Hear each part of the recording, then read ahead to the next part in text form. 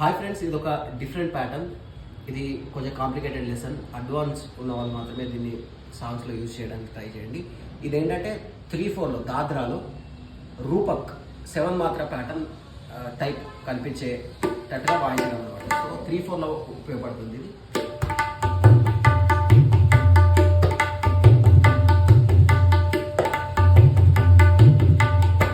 So ఇది ఎలా వాయించాలో చూద్దాం ఫ్రెండ్స్.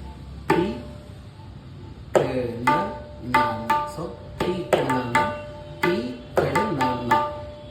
ఇది